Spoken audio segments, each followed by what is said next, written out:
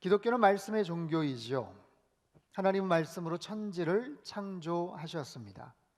하나님 말씀으로 사람을 부르시고 새로운 소명을 맡겨주시죠. 또한 하나님은 말씀으로 사람들을 치유하시고 놀라운 기적을 행하기도 하십니다. 하나님의 사람들, 선지자, 예언자, 왕과 제사장들을 통해서 하나님의 뜻을 전달을 하시죠.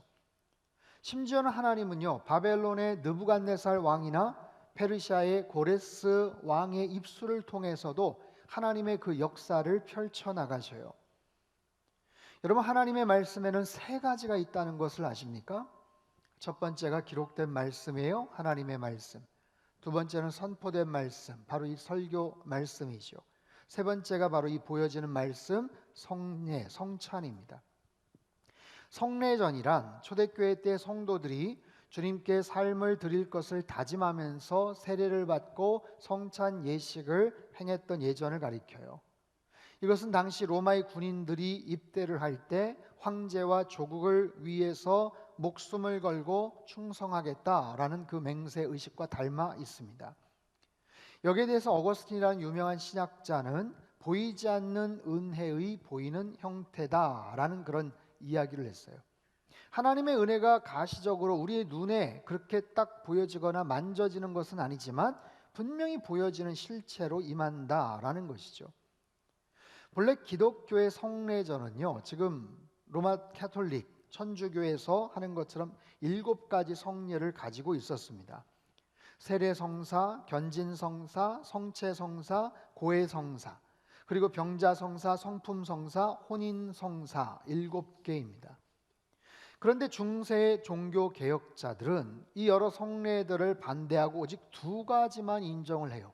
그 2가지가 뭐겠어요? 세례와 성만찬이죠. 그 이유는 아주 간단합니다. 예수님께서 그 2가지를 강조하셨기 때문에 그래요. 세례 강조하셨고 성찬을 강조하셨죠. 그래서 가장 본질적인 성례전으로 생각해서 이 2가지를 지킬 것을 주장을 했던 거예요.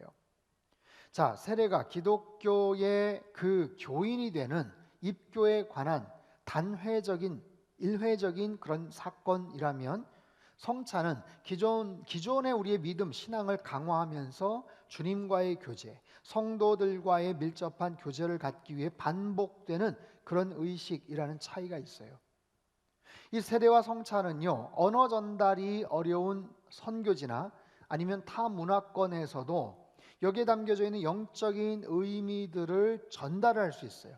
죄 용서와 하나님 자녀됨과 십자가의 사랑을 알게 하고 경험케 하고 마시게 하고 체험케 하는 거예요. 그래서 보여지는 말씀이다라고 하는 이유가 거기에 있습니다. 중세 종교개혁 당시에 몇몇 좀 과격한 종교개혁자들, 쯔빙글리와 같은 종교개혁자들의 개혁 의지는 다른 건 다 됐고 그저 선포되는 말씀을 중심으로 우리가 개혁이 돼야 된다라고 그렇게 강조를 해요. 그래서 기존의 모든 성례전이나 성찬에 대한 부분들을 축소를 해서 1년에 4번 정도만 하면 되지 않느냐라고 그렇게 강조를 합니다. 그리고 거기에 대해서 우리나라 초기 개신교의 역사도 거기에 대해서 영향을 좀 받습니다. 또 여러 가지 이유도 있겠지만 100여 년 전에 초기 선교사님들이 우리나라에 와서 복음을 전하고 교회를 세워요. 가정교회들이 있고 여기저기 흩어진 작은 그런 교회들이 있는데 어떻게 매주 아니면 자주 성례전을 할 수가 없잖아요. 그래서 그런 선교사님들이 봄, 가을로 순회 예배를 드리면 그때 한꺼번에 모아서 세례를 하거나 성만찬을 집행을 했던 이유도 있어요. 자, 예수님은요, 예루살렘 성에 입성하신 마지막 일주일 사역 중에서 특별히 목요일에 있었던 6월절 성만찬을 하십니다.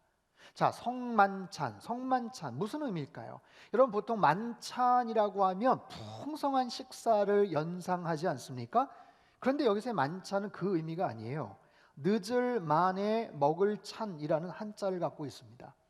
늦을 그런 시간에 음식을 먹는다라는 거예요. 그 거룩한 의식, 거룩한 그런 식사.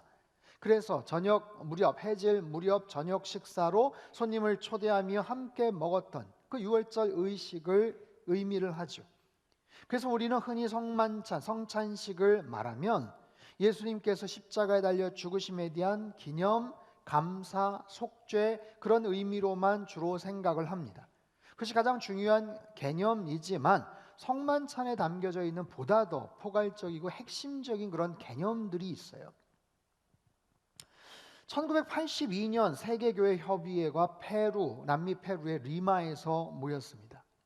그 당시에 개신교, 로마 캐톨릭, 동방 정교회 등 세계 각 교회 교단의 유명한 사제들, 목회자들, 장로들, 각 종교 지도자들이 다 모여서 50여 년 동안 고민하고 공부하고 수십 번의 회의를 한 끝에 마침내 성만찬에 대한 대단히 중요한 5가지 핵심적인 개념을 정리를 합니다. 여러분, 이거 굉장히 중요한 그런 개념이에요. 사실 일반적인 예배 때나 설교에서는 그렇게 자주 말씀드리기도 좀 어렵고 또 들을 기회가 거의 없었던 그런 이야기입니다. 하지만 오늘 오랜만에 저희가 또 성만찬을 하지 않습니까? 그래서 우리 성도님들이 이 부분에 대해서 조금 알아야 될 필요가 있어요. 그래서 흔히 가리켜서 페루 리마에서 있었다고 해서 리마 리터지라고 하는데, 이것은요 2000년 교회 역사에서도 굉장히 중요한 사건이고 아주 귀한 자료입니다. 그때 발표되었던 성만찬에 대한 5가지의 중요한 의미들을 오늘 제가 말씀을 좀 드리고 함께 은혜를 나누려고 해요. 성만찬에 담긴 영적인 의미, 첫 번째는 기념입니다. 기념. 고린도전서 11장 23절에서 25절까지 말씀을 우리 같이 한번 읽겠습니다. 시작. 내가 너희에게 전한 것은 주께 받은 것이니 곧 주 예수께서 잡히시던 밤에 떡을 가지사 축사하시고 떼어 이르시되 이것은 너희를 위하는 내 몸이니 이것을 행하여 나를 기념하라 하시고 식후에 또한 그와 같이 잔을 가지시고 이르시되 이 잔은 내 피로 세운 새 언약이니 이것을 행하여 마실 때마다 나를 기념하라 하셨으니. 아멘. 우리가 성찬식 할 때마다 많이 들었던 말씀이기도 하죠. 나를 기념하라, 나를 기념하라. 이것을 행하여 떡과 잔을 마심으로 인해서 나를 기념하라 말씀을 하세요. 여기서의 기념은 기억하라라는 그런 의미가 더 가깝습니다. 예수님은 성만찬을 통하여 제자들에게 떡과 포도주를 나누어 주셨어요. 그것은 예수님의 몸과 살을 상징을 하죠. 여러분, 성찬식은 기독교 최고의 그런 상징입니다. 주님의 살과 피, 주님의 사랑과 희생에 대한 기가 막힌 상징이 담겨져 있는 의식이죠. 우리는 성찬 예식을 통해서 주님의 십자가를 생각해요. 예수님 살과 피를 찢기시고 흘리시면서 나를 위해 돌아가셨다, 나를 위해 죽으셨다, 나를 위해서 대신 고난을 당하셨다, 찢기시고 고통을 당하셨다, 그것을 기념하고 우리가 기억을 하는 거예요. 하지만 이 기념의 의미를 그냥 한쪽 방향으로만 지나치게 강조를 하다 보면 예수님의 십자가 죽음에만 초점이 맞춰지는 경향이 있어요. 사실 예수님의 이 죽음은 부활을 전제로 한 죽음입니다. 주님을 기념한다는 것은 단순히 못 박히시고 채찍질 당하신, 피 흘리신 십자가의 주님만을 기억하고 기념하는 것이 아니에요. 오히려 사망 권세를 깨뜨리시고 그 흉악한, 그 엄청난 고난을 겪으셨지만, 그렇게 해서 무력해 보이게 돌아가셨지만 거기에서 승리하신, 거기에서 살아나신, 부활하신 주님의 승리에 대한 소망의 개념을 같이 우리는 기억할 수 있어야 돼요. 사랑하는 성도 여러분, 우리 성만찬을 통해서 주님의 살과 피를 먹고 마시며 주님의 십자가 사랑을 여러분 기억하시길 바랍니다. 그리고 그 사랑이 있었기 때문에, 주님의 그 십자가의 사랑과 희생이 있었기 때문에 우리의 죄를 씻음받고 부활의 소망을 바라볼 수 있는 구원의 존재가 되었다는 사실도 분명히 기억하시기를 바랍니다. 이것이 성만찬을 우리에게 주신 고귀한 은혜다라는 거예요. 두 번째, 성령님의 임재입니다. 고린도전서 12장 13절 말씀을 우리 같이 한번 읽겠습니다. 시작. 우리가 유대인이나 헬라인이나 종이나 자유인이나 다 한 성령으로 세례를 받아 한 몸이 되었고 또 한 성령을 마시게 하셨느니라. 자, 기독교의 중요한 성례 의식이 세례와 성만찬이라고 했어요. 여러분, 세례도 당연히 예수님의 성령님의 임재와 역사가 임하는 것이죠. 세례를 받을 때 성령님의 풍성한 임재와 사랑이 임하는 거예요. 성찬식도 마찬가지입니다. 여러분 생각해 보십시오. 오늘날 거행하는 성찬식에서 우리가 대하는 떡과 잔이 주님의 살과 피로 변할 수가 있을까? 전 세계 곳곳 교회에서 거행하는 성찬 예식에 예수님께서 동일한 모습으로 살과 피로 그렇게 임할 수가 있을까? 그것이 어떻게 가능할까요? 그것은 성령님의 역사하심으로 가능한 거예요. 이 부분에 대해서는 천주교, 로마 캐톨릭과 입장 차이가 좀 있어요. 성만찬을 캐톨릭에서도 아주 열심히 하지요. 로마 교황은 사제가 성물을 앞에 두고 축사를 할 때 그 성물이 그리스도의 몸과 피로 변한다고 이야기를 합니다. 여러분 잘 생각해 보세요. 물론 우리들도 그렇게 기도를 합니다. 성령 하나님, 이 시간 임하여 주셔서 우리가 먹고 마시는 이 작은 떡과 이 잔이 주님의 살과 피가 되게 하여 주옵소서. 우리가 기도하지요. 하지만 이 기도는 상징적인 의미에서의 기도예요. 주님의 살과 피를 먹고 마시는 것과 같은 그런 은혜와 감동을 허락하여 주옵소서. 바로 그런 개념이죠. 그런데 캐톨릭의 경우는 정말로 이 순간 이것이 주님의 살과 피로 화학적인 변화가 있다라고 그렇게 믿고 있어요. 이 포도주가 진짜 주님의 피가 되고 이 떡이 주님의 찢겨진 살 조각이 된다라는 것이죠. 이것을 신학적으로 화채설, 실제로 잔과 빵이 예수님의 몸으로 변화된다라는 것인데 이것은 성만찬의 의미를 너무 지나치게 해석을 한 결과입니다. 차이가 있는 거예요. 캐톨릭은, 천주교는 그렇게 해석을 하는 반면에 우리 개신교는 어떻게 할까요? 여기에 대해서 영적 임재설을 주장을 해요. 즉 성만찬 가운데 그리스도가 실제적으로 임하는 것은 아니지만 영적으로 성령 안에서 임재함으로 성도들이 신비적인 교제를 할 수가 있다. 이것이 가능한 이유는 성령님의 역할이다. 성령님의 임재로 인해서 가능하다라는 거예요. 자, 오늘 설교 이후에 성찬식을 합니다. 마가의 다락방에서 최후의 만찬이 있었을 때 예수님께서 잔과 또 빵을 나눠주시면서 말씀하셨어요. 이것은 너희를 위한 나의 피, 언약의 피다. 이것은 너희를 위해서 찢기는 나의 살이다, 나의 몸이다. 이것을 먹고 기념하라, 나를 기억하라 말씀하셨죠. 바라기는 성령 하나님께서 오늘 우리 가운데 함께 하시사 이 성찬식을 거행할 때 우리에게도 동일한 은혜를 주실 줄 믿습니다.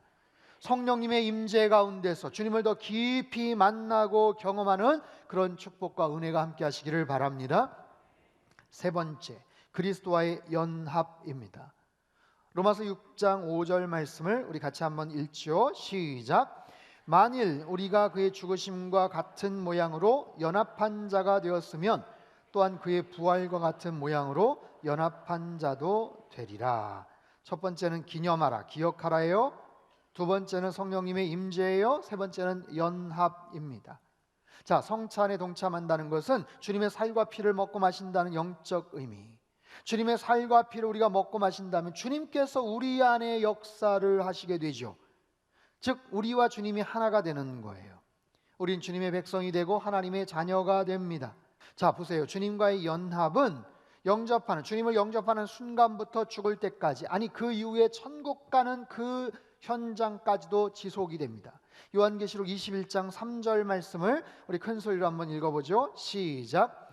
내가 들으니 보좌에서 큰 음성이 나서 이르되 보라, 하나님의 장막이 사람들과 함께 있음에 하나님이 그들과 함께 계시리니 그들은 하나님의 백성이 되고 하나님은 친히 그들과 함께 계셔서, 함께 있음에, 함께 계시니, 함께 계셔서. 자, 요한계시록에서 새하늘과 새 땅을 우리에게 말씀해 주시는데 거기에서 중요한 핵심 포인트가 뭐예요? 하나님과의 관계입니다. 하나님과의 관계가 없으면 그 천국에 갈 수가 없는 거예요. 그 관계가 형성이 돼요. 어떤 관계? 하나님과의 자녀의 관계.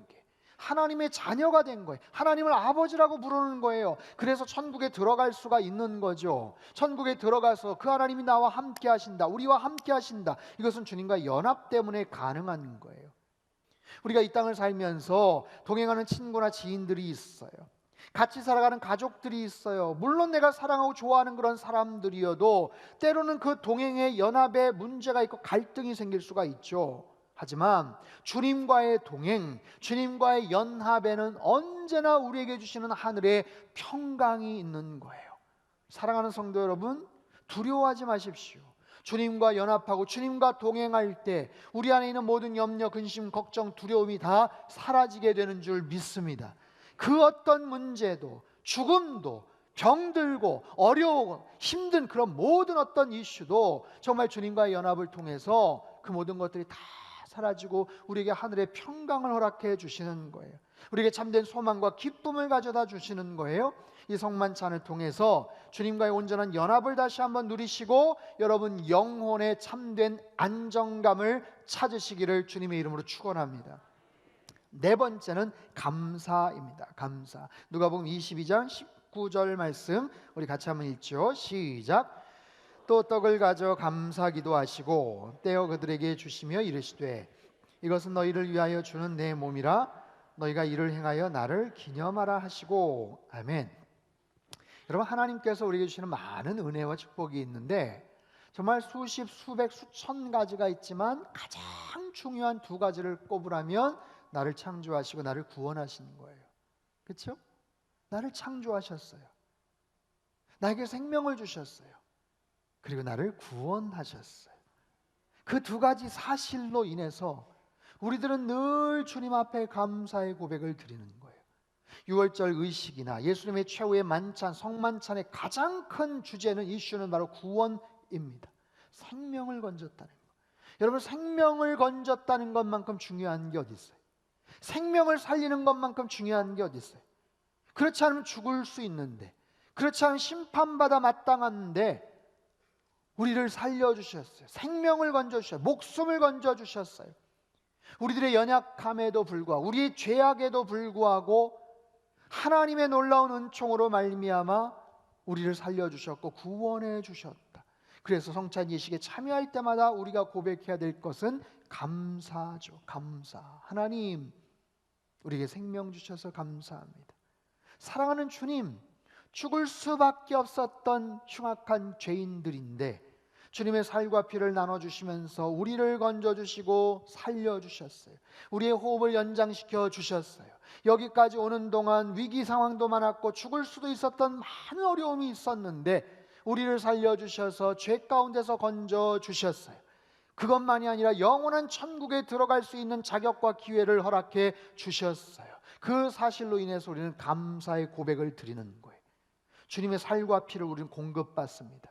여러분, 우리의 몸은요, 우리의 살과 피는 시간이 갈수록 노쇠해집니다. 쇠약해집니다. 온갖 다양한 병들고 또 여러 가지 어려움으로 인해서 우리들은 힘들어가고 점점 더 그렇게 쇠약해져 가는 거예요. 하지만 주님의 살과 주님의 피로 우리들을 공급해 주셔요. 주님의 피로 우리를 수혈시켜 주시는 거예요. 그 피로 말미암아, 그 살로 말미암아 우리들은 영원한 생명을 얻을 수 있다라는 거예요. 그 사실로 인해 더욱더 감사하시기를 주님의 이름으로 축원합니다.